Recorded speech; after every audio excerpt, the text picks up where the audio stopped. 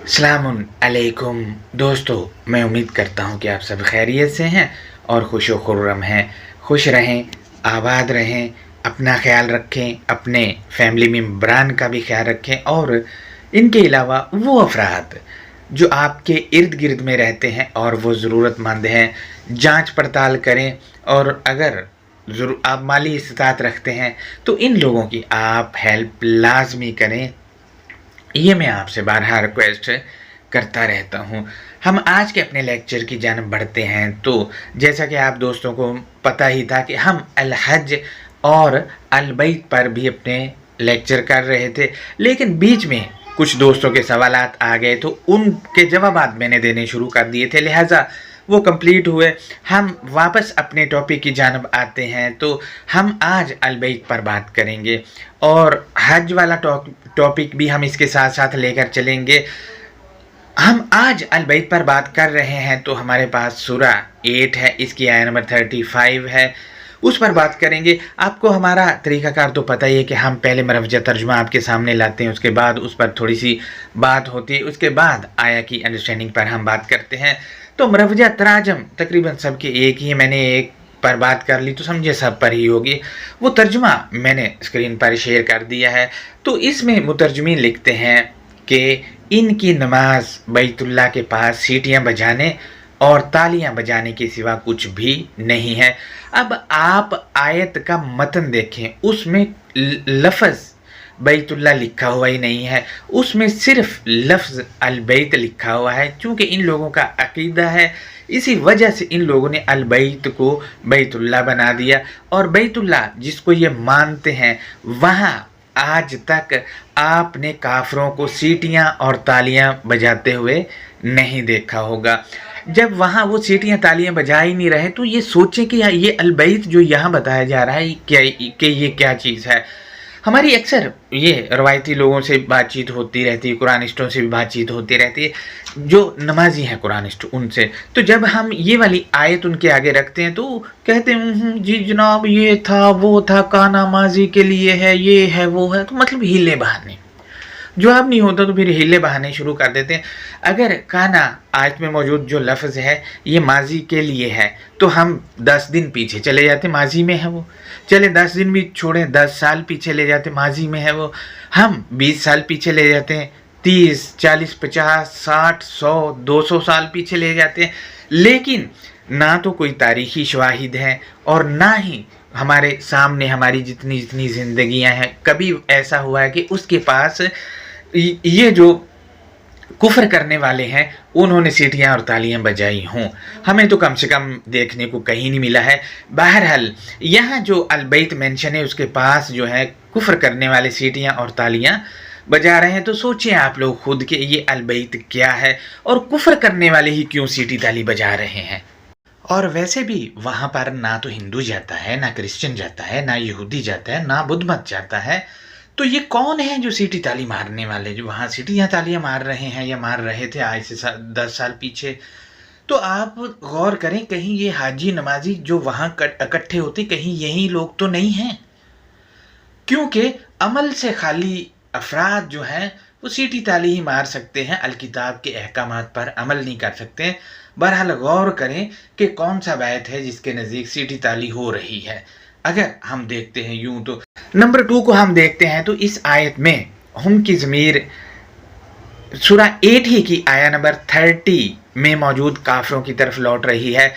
वहीं से इस टॉपिक का तसलसल शुरू होता है। ये कुफ्र करने वाले वही हैं जो अल्लाह के मुकाबले में मंसूबा साजी करते हैं और उस पर अमल पैरा है। इसी तरह 8 की 31 के तहत आयात से सबक दिया जाता है तो कहते हैं कि ये किस्से कहानियाँ हैं।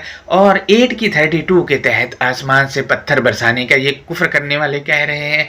इसी तरह 8 की 34 में इनके मुतल्लिक बताया जा रहा है कि ये कुफ्र करने वाले मस्जिदिल हराम से रोकते हैं। अब आप देख लें कि कुफ्र करने वाले इंडिया में हो, बांग्लादेश में हो, इसराइलियन हो, अमेरिकन हो या कोई भी, कभी किसी ने मुसलमान जो वहाँ जाते उनको नहीं रोका है। وہاں جانے سے، بلکہ روایت تو یہ ہے کہ امریکن خود مسجدیں بنا کے اب دے رہے ہیں کہ لو بھی لگے رہو، کیونکہ اسی میں امریکن کی اور دوسرے جو لوگ ہیں ان کی بھلائی ہے، کیونکہ یہ چیزیں جو ہیں بانجھ کر رہی ہیں ہمارے معاشرے کو، اور کر دیا ہے۔ آپ دیکھ لیں کہ ہم بطور مسلم دنیا میں ہر میدان میں پیچھے کیوں؟ کیونکہ یہ بے روا جو یہ حرکات و سکنات ہیں یہ ہیں، لہذا تو آپ خود دیکھیں کہ وہاں جانے سے کوئی نہیں روک رہا ہے، وہاں جانے سے کوئی نہیں روک رہا ہے۔ دوسرا یہ کہ مسجد الحرام الکتاب کے مطابق مسجد جو ہے اسم مکانہ تو ضرور ہے، لیکن کسی عمارت کے لیے ہرگز بھی نہیں ہے۔ اصحاب کہف پر آپ نے اپنی مسجد بنانی ہے، لہذا نہ تو مسجد سیمنٹ سریا سے یا اینٹوں سے یا گارے سے یا پھر کسی دوسری چیز سے بنائی گئی مسجد کا ذکر ہے۔ اگر ہم اسم مکانہ کو ہی دیکھتے ہیں تو الکتاب میں موجود مکانہ، مکانی، مکانن، مکانن، یہ جتنی بھی آیات ہیں جن میں یہ لفظ آیا ہے وہ جگہ کے لیے ہے ہی نہیں، لہذا مسجد الحرام جو ہے یہ کوئی عمارت نہیں ہے۔ یہ کیا ہے اس پر ہم لیکچر بھی کریں گے آنے والے دنوں میں۔ بہرحال مسجد الحرام جو ہے آپ دیکھیں کہ آیت میں لکھا ہے کہ وہ روکتے ہیں مسجد الحرام سے، لہٰذا آپ دیکھ لیں کہ آپ کے ارد گرد جب آپ کہتے ہیں کہ میں الکتاب سمجھوں گا تو وہ کہتے ہیں نہیں الکتاب نہیں سمجھنا، گمراہ ہو جاؤ گے۔ کیا روک رہے ہیں؟ وہ روک رہے ہیں، لہٰذا آپ آیت پیش کر کے دیکھ لیں، قرآن الکتاب سے کچھ بتا کر دیکھ لیں تو فوراً روکیں گے اور چڑھائی کر دیں۔ کیا ہے یہ؟ یہی تو ہے مسجد الحرام، یعنی الکتاب میں موجود جو ہے چیز اس سے روکنے والے ہیں۔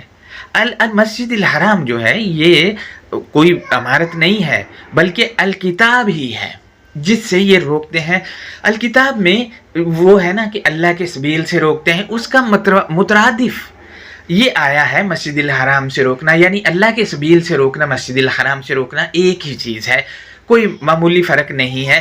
لہٰذا یہ مسجد الحرام سے روک رہے ہیں، اللہ کے سبیل سے روک رہے ہیں، تو اللہ کا سبیل، اللہ کا ویژن، منصوبہ سازی وغیرہ وغیرہ وغیرہ جو بھی الکتاب میں ہے تو اس سے روکنا ہی مسجد الحرام سے روکنا ہے۔ وہ سعودیہ والا جو ہے اس سے کوئی بھی نہیں روک رہا ہے۔ دوسرا یہ ہے کہ ہم دیکھتے ہیں مزید تو انہوں نے یہ لکھا ہے کہ سیٹیاں تالیاں بجاتے ہیں، اور پھر اینڈ پہ لکھا ہے کہ تم عذاب کا مزہ چکھو جو تم کرتے ہو۔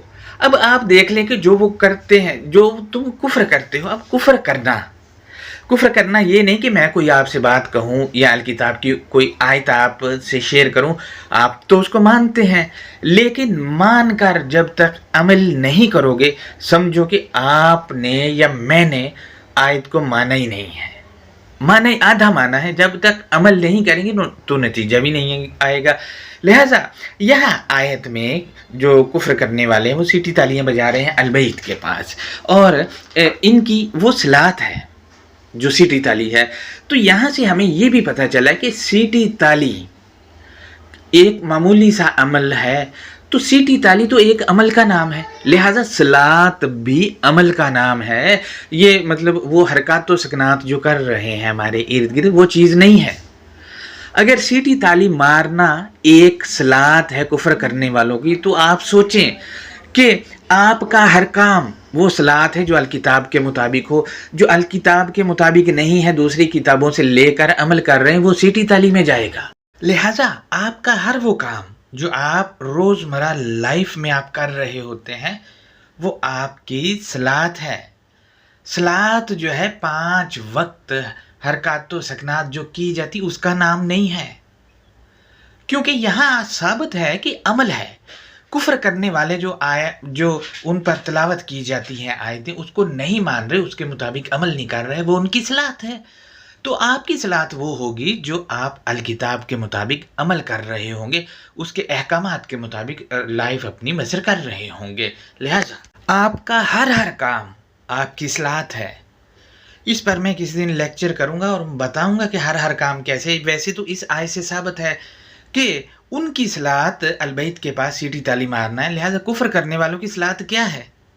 آپ کے سامنے ہے نا، جو وہ کام کر رہے ہیں وہ ان کی صلات ہے.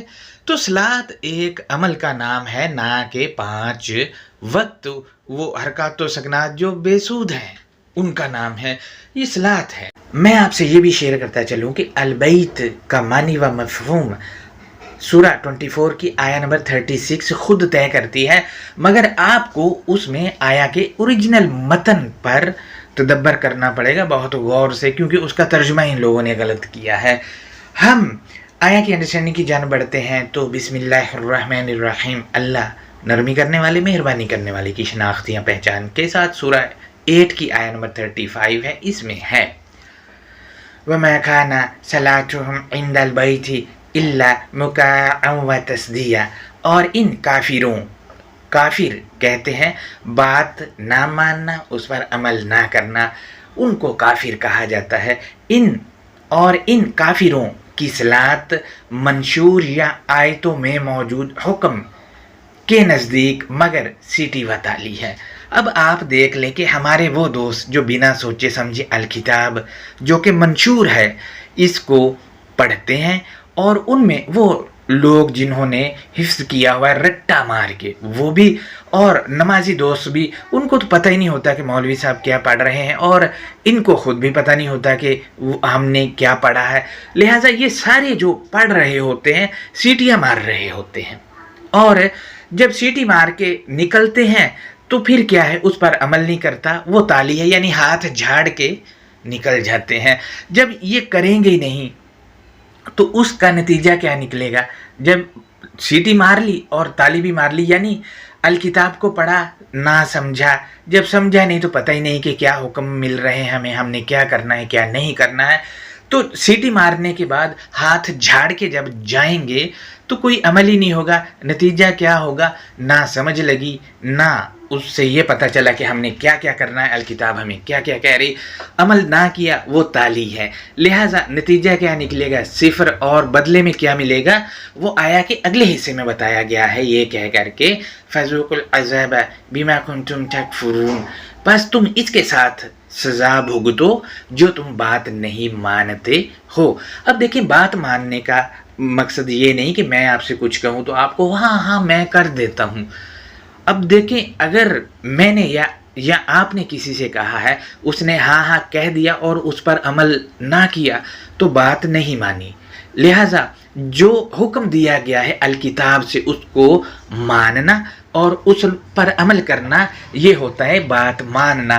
یہاں پر جو کہا جا رہا ہے فَذُوقُوا الْعَذَابَ بِمَا كُنْتُمْ تَكْفُرُونَ، بس تم اس کے ساتھ سزا بھگتو جو تم بات نہیں مانتے تھے. یعنی جو تم کو کہا جاتا تھا تم بات نہیں مانتے تھے، اس پر عمل نہیں کرتے، تو نتیجہ کیا نکلا؟ سزا. یہ عمل جو کرنا ہے، بات نہیں مانتے تو عمل بھی نہیں کرتے ہیں. لہٰذا جو الکتاب میں موجود حکم کو نہیں مانتے، اس کے مطابق عمل نہیں کرتے، وہ کیا کر رہے ہیں؟ سیٹیاں اور تالیاں بجائے جا رہے ہیں، چاہے وہ 5 وقت ہوں یا 3 وقت ہوں یا 2 وقت ہوں، مطلب جو بھی، یہ سیٹی تالی والے ہیں. لہٰذا اس کا نتیجہ کیا مل رہا ہے؟